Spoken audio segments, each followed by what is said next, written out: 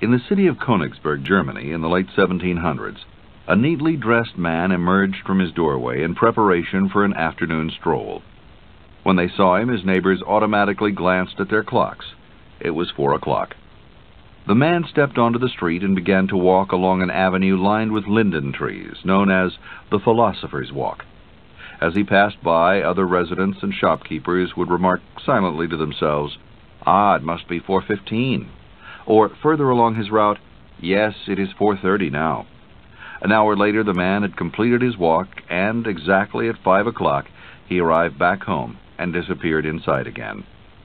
Every single day for his entire adult life, Immanuel Kant followed the same routine. He left his house, rain or shine, at 4. He returned at 5. It was well known in Königsberg that anyone who needed to could set their clocks by the schedule of Professor Kant.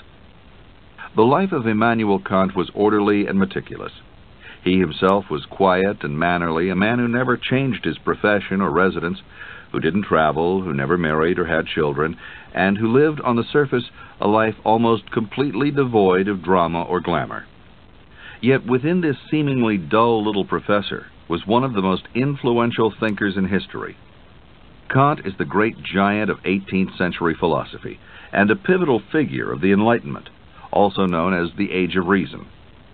His famous book, The Critique of Pure Reason, was a comprehensive and thorough work that synthesized the two great philosophies of his time, rationalism and empiricism. Kant lived in the right place at just the right moment to gain acceptance for his revolutionary ideas about the human mind. He helped usher in a new era when the most important ideas in philosophy would emanate from Western Europe. Centuries before, at the time of the Renaissance, European thought was dominated by the influence of Mediterranean thinkers, many of them from northern Italy. By his age, more than 300 years later, the sources of influence were widening. The ideas of the French Revolution were having impact, as were the ideas of English thinkers like John Locke, and the ideas of American political thinkers like Jefferson and Franklin. At just this time, the small German states entered the stage, and their contribution had a subtle influence on the entire course of history. One sign of the shift in influence was the rise of the German Romantic poets, the most famous of which was Goethe. The other sign was the beginning of a tradition of German philosophy, and its founder was Kant. He remains the most important philosopher of the many that Germany produced. The problems of philosophy in the 17th and 18th centuries were related to the advances in science taking place then. The new challenge was to find foundations for the new science, to transfer discoveries in that field to the field of human thought, and to integrate scientific points of view with religious, spiritual, or metaphysical points of view. During these 2 centuries, many philosophers were also scientists, and scientists became philosophers. There was a blending of the 2 fields, and each influenced the other. Kant was among the most important of these scientist philosophers. He was trained as a mathematician and physicist, and made an original contribution to science in 1775, when he put forward his theory of the origin of the solar system. He was the first one to propose that the planets had been condensed from a mass of gas. From his experience with math and science, Kant became sure there must also be some stable and absolute principles about the human mind. Science and math contain so many universal and necessary principles that were commonly acknowledged, that he felt it would be folly to assume that the human mind didn't also operate according to universal principles. It was not until he was 45 years old, inspired by these thoughts, that he began trying to apply these principles to the problems of philosophy. It was in this year that he had the great revelation that some knowledge must be a priori in order to make science possible at all, and this idea turned his career in an entirely new direction. The term a priori is so central to Kant's work and to his place in history, it's important to know a little about it before plunging into his life. Kant accepted the belief, set forth by philosophers before him, that all knowledge arises out of experience or observation. This is what's meant by empirical knowledge. But he also believed that some of our reasons for understanding experience could come before we actually experienced them. For instance, if you look at a pair of rose-colored glasses, you can know that if you put them on, everything will appear rosier. You know that because the lens of the glasses are rose, and you don't have to wear them to know it. Therefore, you could form an argument that things will appear rosy prior to your experience of it. As a name for this prior-to-experience argument, Kant used the Latin phrase a priori. The term a priori is now a standard term in the language of philosophy.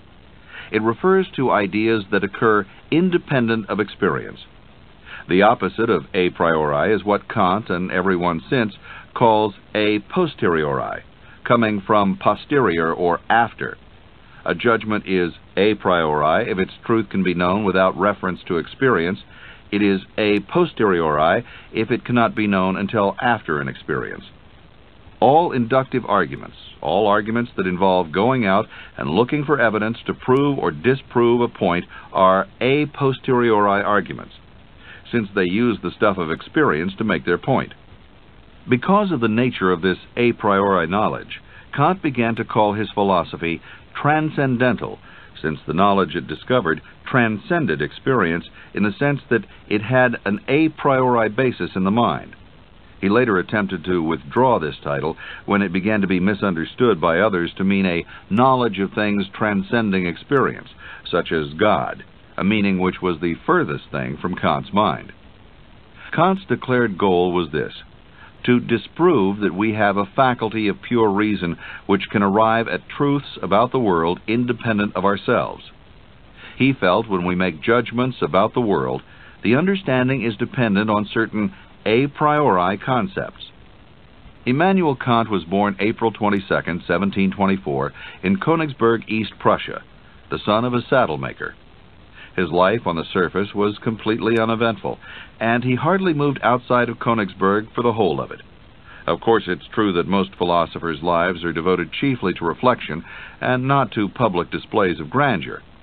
Their greatness is completely different from that of explorers, military leaders, or artists. It's a quiet greatness. Still, given the martyr's death of Socrates, the flamboyance of Voltaire, and the madness of Nietzsche, Kant seems unusually quiet. So quiet that a scholar once said it was impossible to write a life of Kant because he had no life. But this might be exactly what makes Kant such an interesting character: the amazing contrast between his quiet, little, uneventful life and the tremendous influence he had on Western humanity. Kant had a pious upbringing that seemed to influence his lifestyle later and also his ethical writings. The Kant family belonged to a church similar to that of Quakers, based on temperance, benevolence, and strict moral duty. He once wrote, "Morality is not properly the doctrine of how we make ourselves happy, but how we make ourselves worthy of happiness." His parents couldn't afford to educate their son, but a local pastor took an interest in him and helped finance his elementary school education, where he mostly studied Latin. After that, he went to the University of Königsberg, where he helped pay his fees with his winnings at billiards and by writing sermons for his friends who were studying for the ministry. Kant, too, originally intended to study theology, but found himself drawn instead to philosophy and science. He dabbled in physics, astronomy, and mathematics, and was given special use of his professor's library to immerse himself in the writings of Isaac Newton. His dissertation was on the subject of the proper formula for measuring kinetic energy. When he graduated, Kant was completely out of money, so he took a post in an area of East Prussia, working as a private tutor for children of the aristocrats. He stayed almost 8 years, still making barely enough to survive. It seemed as if Kant, in these years, picked up just as much from his employers as their children picked up from him. For when he emerged, he had the style of a gentleman, courtly in his manner and dapper in his dress. He then returned to the University of Königsberg, when offered a position there as a teacher of philosophy. His stint as a tutor in the nearby countryside of Königsberg was the only time he left his native city during his entire life. When he was 46, Kant was promoted to the chair of logic and metaphysics, after first turning down an offer to serve as head of the poetry department at the University of Berlin. It was a far more prestigious position, but Kant didn't want to leave the comfort and quietness of Königsberg. He stayed in his post there for the next 34 years, until his death at age 80. As a professor, Kant lectured on a vast array of subjects that included not just logic and metaphysics, but physics, math, geography, anthropology, mineralogy, and pedagogy, the profession of teaching. He was a superb and very popular lecturer, known for the way he departed from the text, critiqued them, and threw in witty and amusing anecdotes. He said that his main aim as a teacher was to stimulate his listeners to think for themselves and stand on their own feet. One of his students recalled after many years, "Playfulness, wit, and humor were at his command. His lectures were the most entertaining talks. The history of men and peoples, natural history and science, mathematics and observation were the sources from which he enlivened his lectures and conversation. He was indifferent to nothing worth knowing. No cabal, no sect, no prejudice, no desire for fame could ever tempt him in the slightest from broadening and illuminating the truth. He incited and gently forced others to think for themselves. Despotism was foreign to his mind." Although Kant didn't travel, and though he spent the remainder of his life at the university, his life was by no means reclusive. In his role as professor and head of the logic and metaphysics department, he came into contact with many students and other intellectuals and scholars. In addition, his town was a crossroads of trade, visited by many travelers with whom he was very sociable. Magister Kant, as he was called, was much sought after in all circles of Königsberg society, among merchants and army officers, by the middle class as well as the nobility. He was considered an excellent conversationalist and a man of the world, even though the geographic boundaries of that world were uniquely restricted. His nickname was the Gallant Doctor. Visitors from the big cities were often astounded at the breadth of knowledge held by this mild professor in this obscure small town. His knowledge, of course, came almost exclusively from reading. That is probably why, in spite of his enormous intellect, one of his closest friends said that his greatest characteristic was his childlikeness. Kant's constant curiosity about developments in science, politics, and other subjects was well supplied by these frequent conversations and constant reading. He was one of the great teachers at the university, admired and remembered by both his students and by others who attended his clear, stimulating, and witty public lectures. In physical appearance, Kant was a small man, barely 5 feet tall, ascetic and thin-looking, and slightly misshapen. He had a shrunken chest and a hump on one shoulder. There was nothing robust about him, yet he was seldom ill, probably because of the settled and disciplined life he led. He described himself as never sick, but never well. He was a model of punctuality, accustomed to regulate not just his walks, but his entire daily routine around the clock. A German poet who knew him said his life was like the most regular of regular verbs. He did everything at the same hour every day. Kant would rise shortly before 5 in the morning and spend the first hour drinking tea, smoking a pipe, and thinking over the day ahead of him. From 6 to 7 he prepared his lecture, which began at 7 or 8 according to the time of year, and lasted until 9 or 10. Until lunch he devoted himself to writing. Lunch was always spent in the company of others and often lasted several hours if Kant was enjoying the conversation. Afterwards he took his renowned afternoon walks, which always lasted precisely 1 hour. In the evening he read and reflected. At 10 o'clock every night he went to bed. He was a confirmed bachelor, although it said he enjoyed the company of ladies who were well educated. Though not a sentimental man, Kant was sincere and loyal in his friendships. Kant had no taste for the fine arts, for music, for imaginative literature, or even for natural beauty, and he seems to have been unable to call up visual images to his mind. He did have, however, a deep interest in the politics of his time, and was sympathetic with both the American and French revolutions. His politics were always liberal, as suited the age of Enlightenment, and his religion could best be described as unorthodox Protestant. On the surface, Kant seemed the last man to sympathize with any revolution, much less to cause his own revolution in philosophy. Order and law, coherence and consistency were the chief characteristics of his being. For each and every matter he formulated an appropriate maxim and held to it. His nature was so deep and serious that it prevented him from leaving anything in his life to chance. He once fired a faithful servant who had been with him for years, a man named Lampe, and when he couldn't dismiss this troubling incident from his mind, he wrote in his journal, "Remember from now on, the name of Lampe must be completely forgotten." Despite the humorous contradiction in that reminder, it's a perfect example of his discipline and attention to detail. These same traits are apparent in his career as a thinker and writer. He always kept in view a specific goal and determined a route to arrive there. In his first published work, he wrote, "I have already traced the course I want to follow. I shall set forth on my way, and nothing shall keep me from holding to it." The study in his house, where he did most of his reading and writing, was simple and barely furnished. It lacked any decoration, except one painting on the wall, a portrait of the French philosopher Jean-Jacques Rousseau. Kant had a great reverence for Rousseau. It said that he only once departed from the fixed schedule of his daily routine, and that was the day he skipped his afternoon walk to continue reading Rousseau's newly released novel, Emile. When he was 40, Kant himself described the influence Rousseau had had on him. He said, "I am by inclination a seeker after truth. I feel a consuming thirst for knowledge and a restless passion to advance in it, as well as satisfaction in every forward step. There was a time when I thought that this alone could constitute the honor of mankind, and I despised the common man who knows nothing. Rousseau set me right. This blind prejudice vanished.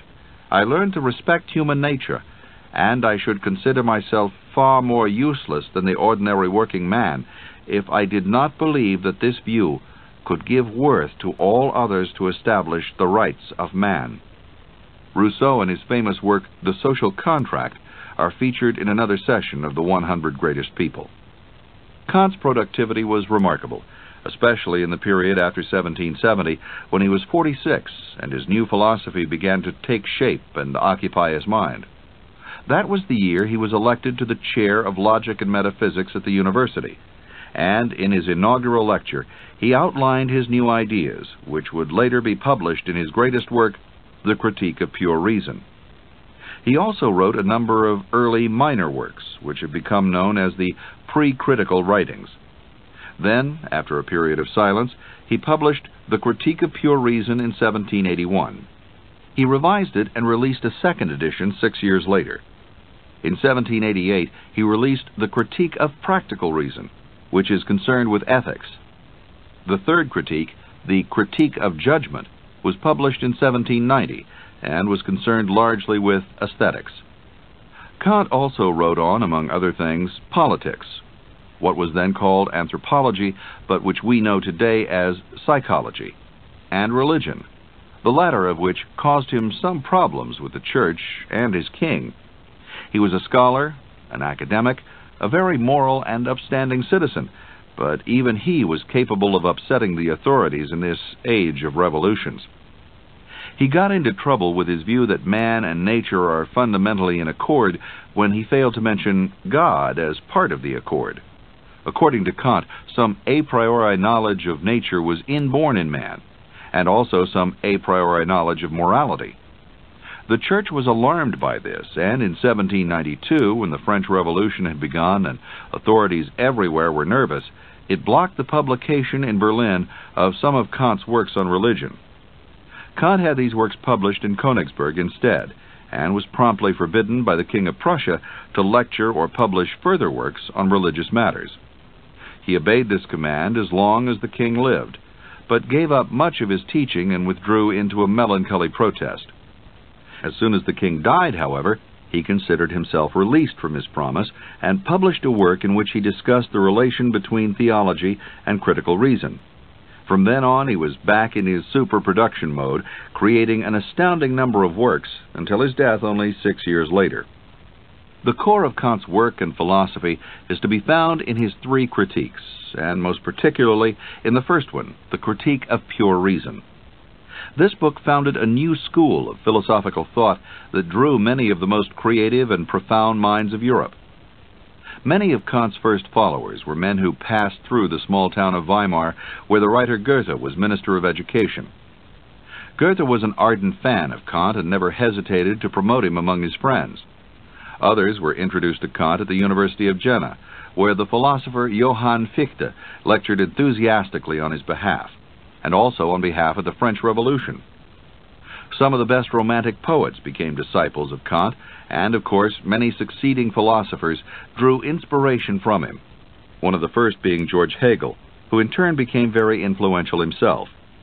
Soon there was a constellation of geniuses and artists, all swirling about Kant and his new philosophy. Although he achieved great fame through his philosophical works, Kant never became wealthy off them. This didn't seem to concern him, however.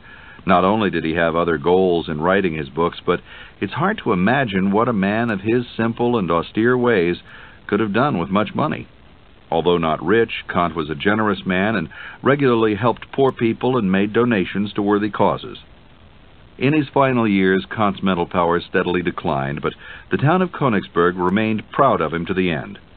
He taught until 3 years before his death, on February 12, 1804, at the age of 80, and when he died, he was given a spectacular funeral. There are very few philosophers who can claim the same tribute. By the time Kant died, his philosophy was being taught in most German universities and was beginning to be known in France and England. Kant covered an enormous range of subjects in his writing, but the one work that had the most impact was the Critique of Pure Reason. It's actually the first part of a set of 3 works commonly called as a unit the Critiques. But Kant's writings on pure reason are the most famous and fundamental part of these works. The other 2 works are the Critique of Practical Reason and the Critique of Judgment. The Critique of Pure Reason is divided into 2 parts. The first deals with the sources of human knowledge, and the second deals with the proper and improper uses of reason. From Kant's point of view, both rationalism, the use of reason to obtain knowledge, and empiricism, the idea that knowledge comes from experience, had reached, in his words, a dark, confused, and useless dead end. He proposed a synthesis in which both experience and reason worked together to form understanding. Reason became the means by which experience was translated into knowledge. The title of the Critique of Pure Reason in a way reveals the goal of the author. Kant, who had a Scottish background himself, had studied the Scottish philosopher David Hume, and once remarked that it was Hume who had awakened him from his dogmatic slumbers. In fact, Hume had managed to startle a great number of people. He did this by maintaining that certain knowledge wasn't perceived through the senses, but was imposed on the senses by man's mind. This idea destroyed once and for all any possibility of developing a dogmatic philosophy, that is, a philosophy of inarguable statements about the true nature of things. Since such dogmatic philosophy was no longer acceptable, Kant held that the skeptical position, or as he called it, the critical position, was all that was left to philosophy.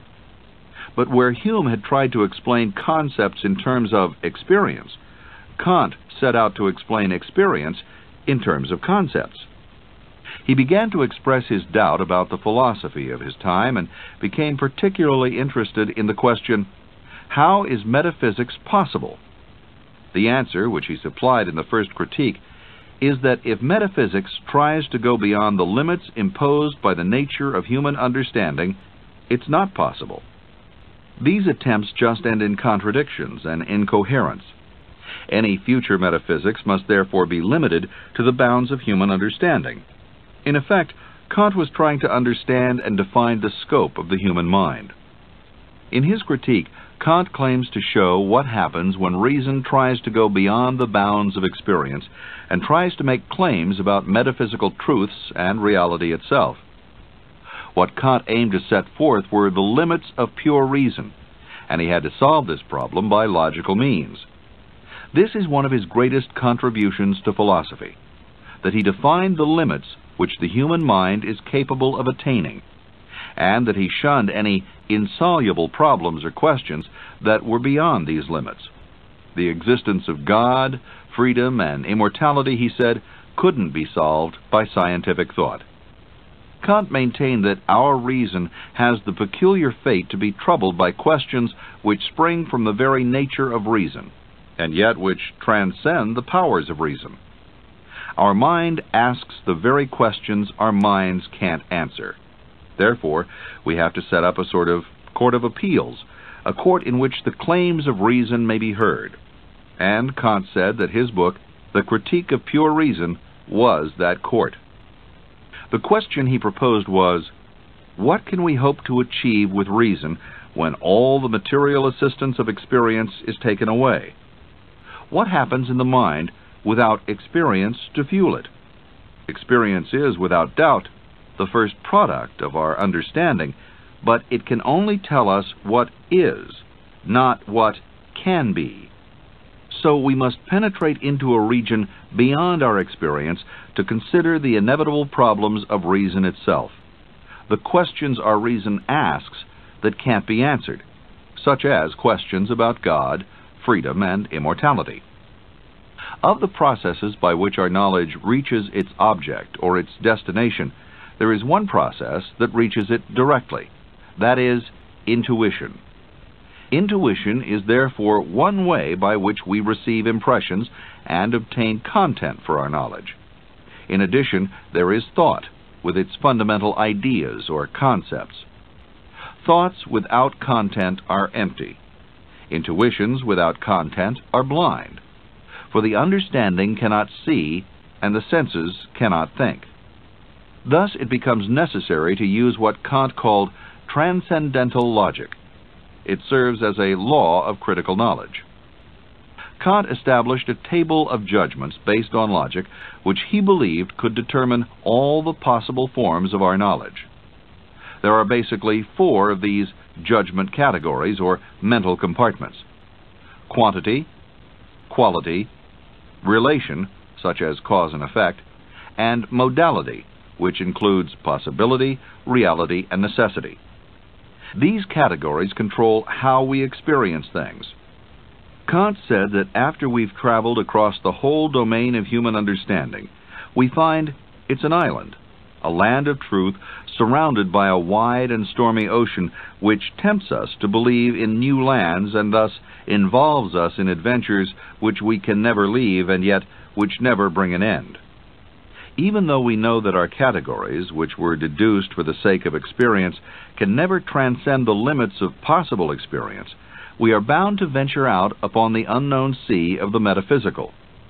This illusion which besets the mind isn't simple and can't easily be banished from our thought. What we have in our mind is a system of transcendental ideas which claims there must be within the mind a thinking being or soul, which claims the world must have had a beginning in time, which claims there must be a supreme being. But in reasoning upon these propositions, we cannot come to any rational conclusions. A rational psychology of the soul is impossible to Kant, and transcends the powers of human reason. The human self is indeed a knower, but it doesn't know itself through the categories. It knows the categories through itself. He concluded that reason can provide knowledge only of things as they appear to us, never of things as they are in themselves. In spite of this, he said, there is a demand for a solution of problems in which reason has a deep interest. The questions are whether the world was created in time and space, whether my thinking self is indivisible and indestructible, whether I am free or am led by the hand of fate, and whether there is a supreme cause or purpose of the world. These are the foundation stones on which morals and religion are built up. When it's said that there's a supreme being and that everything which thinks is immortal, and then on the other side it said there is no supreme being nor an immortal soul, the conflict is one which can't be decided. So the controversy is one which should be avoided. For how can 2 persons argue about subjects whose reality they can never affirm or deny? Both parties beat the air and fight with their own shadows because they've gone beyond the limits of their nature, and there's nothing real they can hold on to. When I hear, he said, that some uncommon genius has demonstrated away the freedom of the human will, the hope of the future life, or the existence of God, I am certain, without having seen his book, that he hasn't disproved any single one of these doctrines. For the Transcendental Critique convinced me that, as reason can't establish affirmative propositions in this sphere of thought, it's even more powerless to establish negative ones. To Kant, the ultimate aim of pure reason is directed toward the understanding of these three objects: God, freedom, and immortality. But the ultimate purpose in considering these questions is really to determine what ought to be done if the will is free, and if there is God, and if there is a future world. Without a God, and without a world not visible to us now, the glorious ideas of morality wouldn't motivate us, for they would fail to achieve their original aim. The highest aim of pure reason is the ideal of the supreme good, a kingdom of grace in which morality and happiness are united in the form of the highest good. These are some of the general ideas in Immanuel Kant's Critique of Pure Reason, in which he tried to refocus the traditions of philosophical thought. The task which Kant took on in his writings is best described by one of his own remarks. He compared his work in philosophy to the Copernican revolution in astronomy. Just as Copernicus, said Kant, had tried to shift the main problem in astronomy from that of the proper motion of the heavenly bodies to that of the proper motion of the earth, so he, Kant, now had to shift the main problem in philosophy from the attempt to view things as they are in themselves to the attempt to discover what the necessary principles and rules of the mind are. By understanding why and how the mind moves, we can then understand why things present to us the appearance which they do. As Copernicus had reversed the way scientists thought about the relationship of the earth and the sun, so Kant reversed the way philosophers thought about the relationship of the world of experience and the mind. The mind is not shaped by the world of experience, rather the world of experience is shaped by the patterns set by the mind. Although scientists were intrigued by his ideas, Kant had far greater impact on the non-scientific community, and that community was more interested in his ideas, particularly his moral ideas, than his methodology. To Kant, man and nature were no longer separate, so his philosophy seemed to give a new status to man. The knower and what he knows had moved closer to each other and were in greater accord. Man's reason was an instrument in tune with the workings of the universe. Man's morality was an instrument inborn in him, which needed no guide. Kant therefore gave humanity a new dignity, in which the limitations of nature were not obstacles, but the natural conditions of human freedom. Free will in man was a necessity of nature. His ideas about God, or whether God existed, also gave greater freedom to individuals, to every individual, whatever his ideas. He said that if the proof of the existence of God is impossible, so is a disproof. The illusion lies in thinking that anything can be established in this area. The idea of God is an idea of reason, and, like any such idea, has a regulative role only. Such a role, in Kant's view, is very legitimate. Such ideas have value if we think of them in an as-if way. That is to say, if we think about the world as if it were governed by what the idea implies. Today, Kant's thoughts may not seem revolutionary or even imaginative. We've come to take for granted the dignity of humankind, the abilities of our reason, and the remaining limitations to human thought. But in 1789 and onward, these were innovative and powerful ideas, and they helped propel Germany to the forefront of the intellectual movement guiding the age of Enlightenment. This happened just at a time when the country had been lagging behind America, England, and France. The followers of the new Romantic movement in Germany felt that Kant gave sanction to their faith in the independence of man. An entire shift in human thought occurred. Kant was a quiet, conservative man with a conventional life, who seemed on the surface to be the last man to take up the challenge of historical thought and sweep it in a new direction. Like his ancient predecessor, Socrates, he was remarkably stationary. Never in his whole life was he more than 60 miles away from his hometown of Königsberg. Yet his influence, like that of Socrates, has turned out to be as wide as the world itself.